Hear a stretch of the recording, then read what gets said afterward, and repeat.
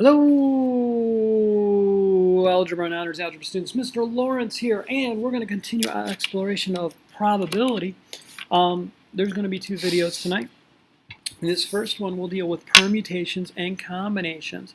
And the most important thing to remember with a permutation or combination, in a permutation, the order matters.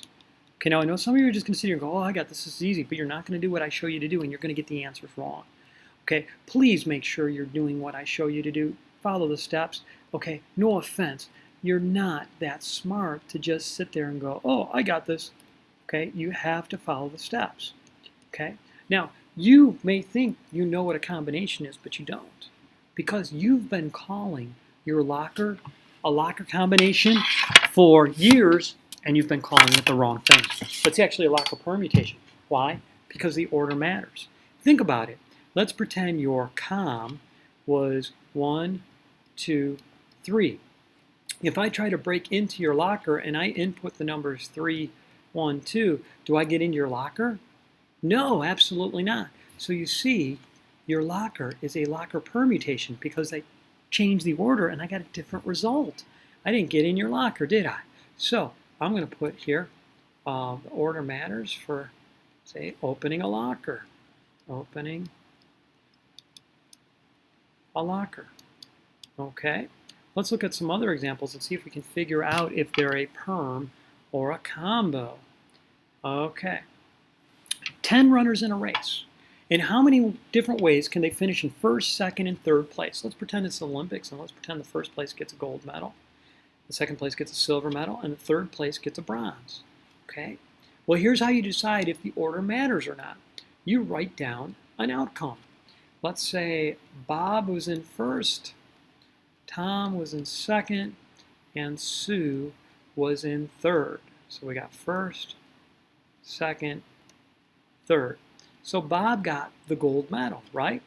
But if I change the order and get Tom, Sue, then Bob,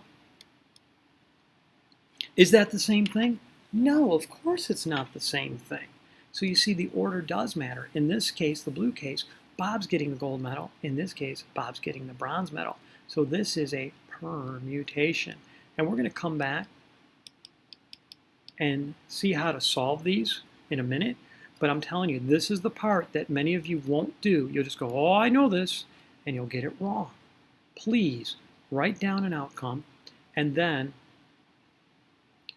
switch it to see if it's a perm or a combo. Now, I don't know if you know this, but in track meets or in the Olympics, they often have too many athletes for one event. And so they run heats, okay? They might have 20 runners in a race, and the top 4 runners get to advance to the next race. They don't get anything special other than they get to advance. Well, let's see here. Let's pick an outcome. Let's say Sally came in first, and Shelley came in second, and Dick came in third, and let's see here, I'm making this too hard. Let's do Ailita came in fourth. Okay, now all 4 of these runners get to go on to the next race, right? Let's change the order, and let's go Shelley, and then Ailita, and then Sally, and then finally Dick. Okay, when I change the order, did I get the same result? Well, let's see who goes on to the next race over here. Shelley, Sally, Dick, and Ailita. Who goes over here? Shelley, Ailita, Sally, Dick. It's the same 4 runners. This is a combination. A combination. Okay, this is a combination. Why? Because the order does not matter. All right, Mrs. Sturm assigned you 3 books to read over the summer. You may choose the 3 books from a list of 12. In how many different ways can you choose 3 books? Well, tell me what 3 books you picked. Maybe you picked Tears of a Tiger. Okay, maybe you picked Ender's Game, one of my favorite books of all time. Ender's Game. And then maybe you picked The Wizard of Oz. Okay. Now, your friend says, I don't know. I think I'm going to pick Ender's Game. The Wizard of Oz. And Tears of a Tiger. At the end of summer, have you read the same 3 books? Sure you have. So therefore, the order does not matter. This is a combination. Absolutely. And I'll show you how to calculate them in a minute. Okay, I got one more for you. Oh, this one I already told you was a permutation, so I'm going to do one more. Right? Okay. Let's do one more. Let's say, how many different ways can the letters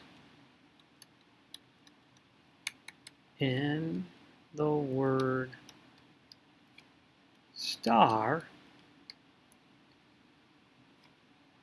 be rearranged? Okay.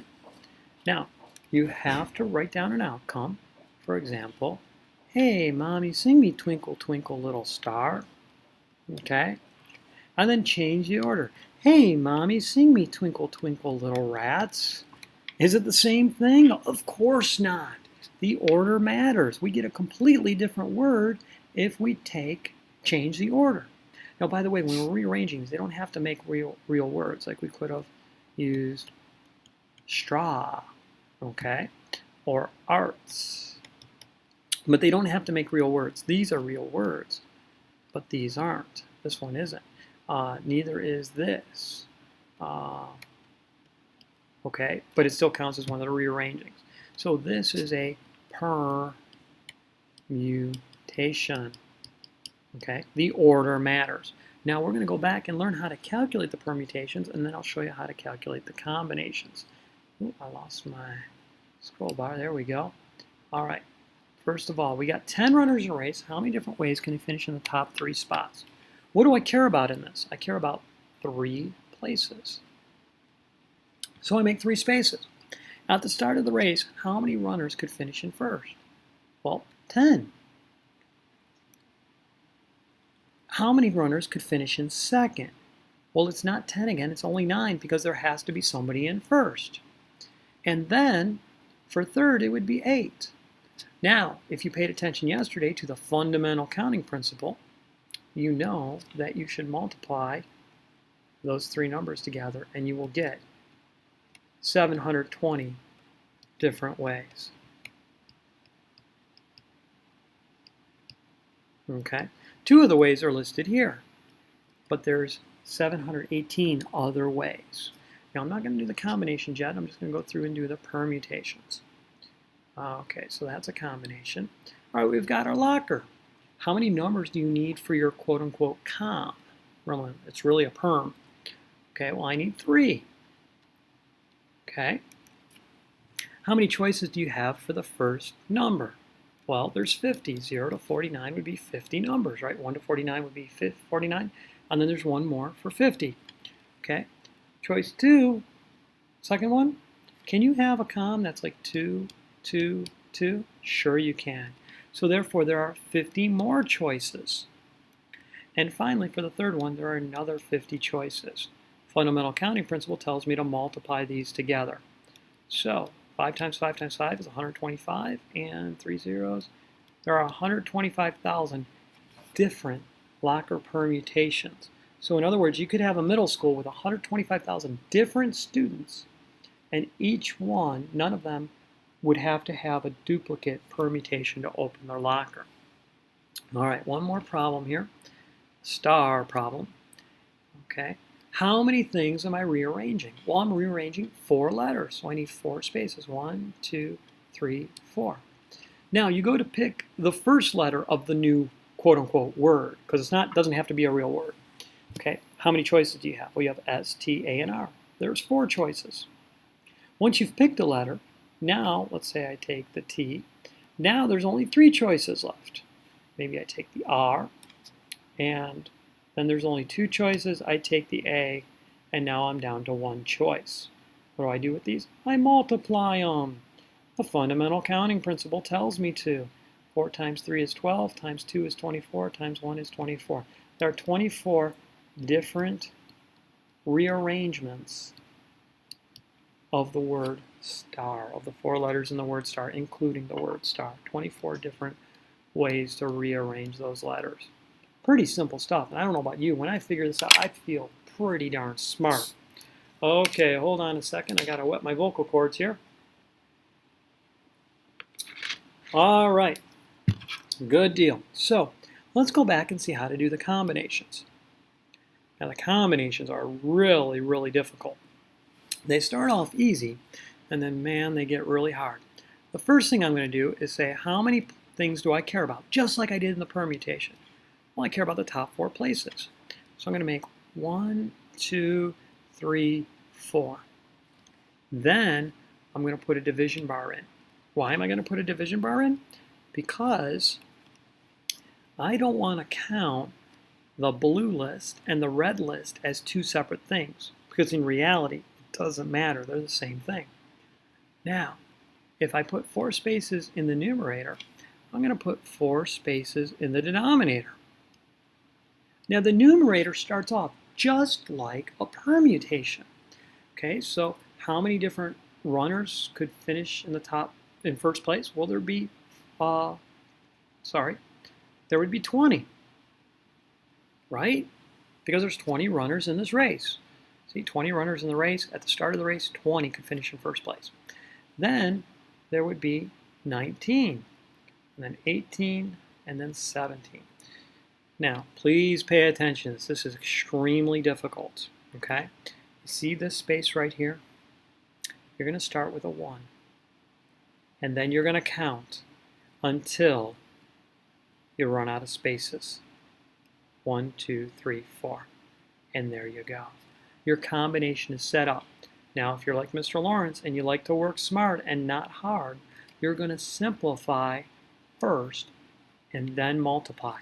And a cool thing is about the simplifying, your denominator will all turn to 1. So I'm going to go 4 goes into 20 5 times.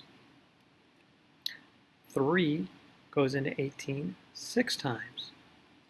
2 doesn't go into 5 evenly, doesn't go into 19, goes into 6 evenly 3 times. And 1 is already a 1. These had all turned to 1s.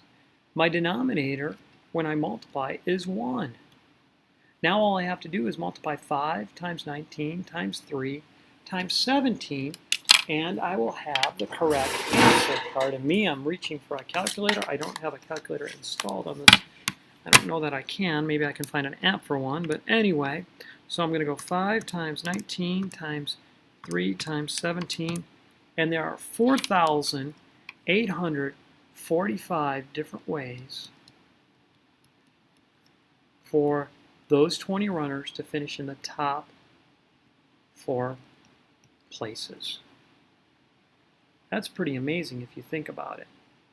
All right, let's try the Mrs. Sturm problem.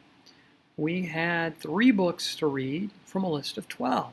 Well, how many things am I choosing? How many things do I care about? I care about 3. So I'm going to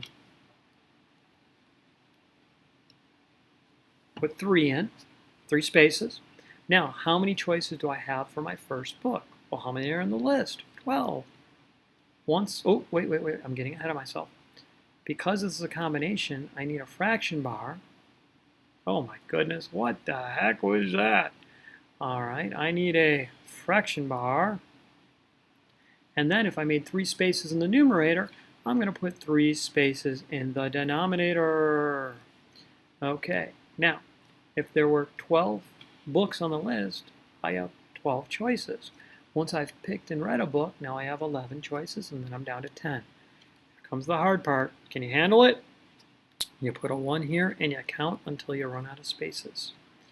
Now, again, please, please, please simplify first. Don't simplify second. Simplifying first, 3 will go into 12 4 times. 2 can go into 4 2 times. I could have done it to the 10, I wanted to keep the 10 for my multiplication. I can't do it to the 4 and the 10. I have to pick one. And the 1's already a 1.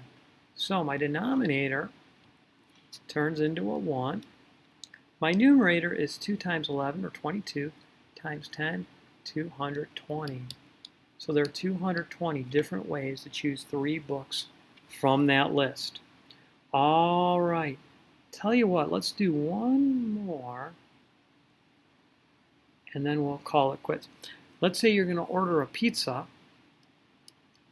okay, and you're going to choose 5 toppings from a list of 25, okay, and you're not going to pick like double pepperoni, okay, you're going to pick 5 toppings.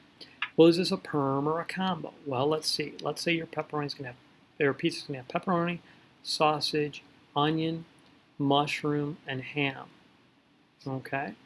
Well, somebody else ordered a ham, sausage, onion, mushroom, pepperoni pizza.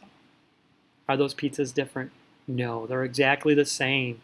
Doesn't matter that they're put on in different order. So here the order does not matter. This is a combination. All right. So let's figure it out. How many things am I choosing? 5. 1, 2, 3, 4, 5. All right. And then I need 5 more spaces in my denominator. 1, 2, 3, 4, 5. All right, the numerator. How many toppings do I have to choose from? Well, I have 25. After I pick one, there's only 24 left. Then there's 23. And then there's 22. And then there's 21. Again, here comes the hard part. 1, 2, 3, 4, and 5. All right, so I'm going to